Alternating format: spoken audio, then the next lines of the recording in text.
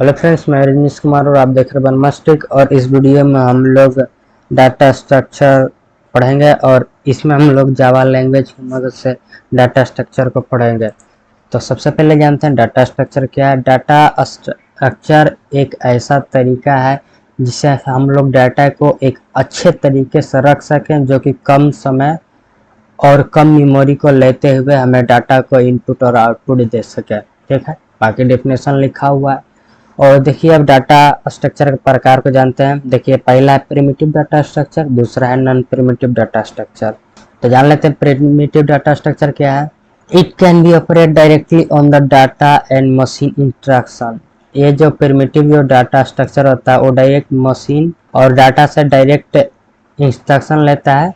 Primitive data structure are defined by the programming language or we can say that it is built-in। जो primitive data structure होता है programming language में ही built in define होता है और उसके कुछ टाइप्स हैं, जैसे integer, real, character, float, number, pointer. ये सब चीज़ें हैं जो कि पहले से ही प्रोग्रामिंग लैंग्वेज में डिफाइन होता है। प्रिमिटिव डाटा स्ट्रक्चर में जो डाटा टाइप होता है इंट, कैर, फ्लोट, यही सब आता है। ठीक है, नॉन प्रिमिटिव डाटा स्ट्रक्चर के बारे में जान लेते हैं। Non primitive data structure are the data structure that are created using the primitive data structure. जो नॉन प्रिमिटिव डाटा स्ट्रक्चर होता है वो प्रिमिटिव डाटा स्ट्रक्चर के ही मदद से बनाया गया होता है, यानी कि इंट, कैर, फ्लोट वगैरह से यूज करके ही नॉन प्रिमिटिव डाटा स्ट्रक्चर को बनाया गया है। और ये सब देखिए, some of non primitive data structure है link list, stack, tree and graph. ये सब नॉन प्रिमिटिव डाटा स्ट्रक्चर के अंदर आता है।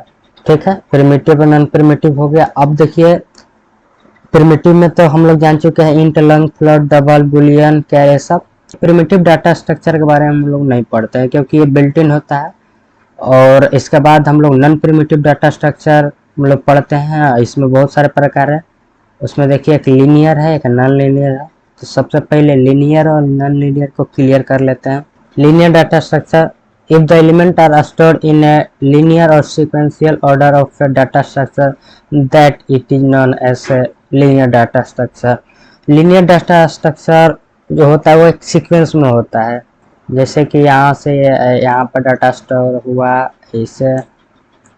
ठीक है, ऐसे ऐसे डाटा स्टोर हुआ है, एक सीक्वेंस में डाटा स्टोर होता है। इसका एग्जांपल कुछ है, जैसे कि array, link list, stack and queue. ये सब लीनियर डाटा स्ट्रक्चर है। Non linear data structure, in a non linear data structure data element are state in a hierarchical manager. मतलब ये हिरार्चिकल का फॉर्मेट होता है, एक यहाँ है तो एक यहाँ है, कुछ इस प्रकार होता है। इस सब के बारे में हम लोग आगे जानेंगे डिटेल में। तो ऊपर ऊपर ओवरव्यू जान लीजिए। इसके कुछ एग्जांपल है ट्री और ग्राफ। ठीक है, अब लीनियर में आता है स्टैटिक और डायनेमिक। और स्टैटिक क्या होता है, स्टैटिक में क्या होता है कि इसमें पहले से ही साइज डिफाइन किया जाता है, क्योंकि इतना मेमोरी में स्पेस लेगा।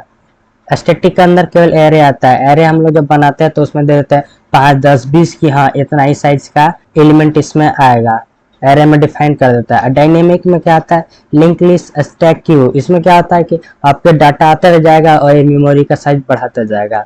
नॉन लीनियर में होता है कि ट्री और ग्राफ। ठीक है, दो होते हैं और इन सब के बारे में आने वाले वीडियो में डिटेल में जानेंगे। Thanks for watching.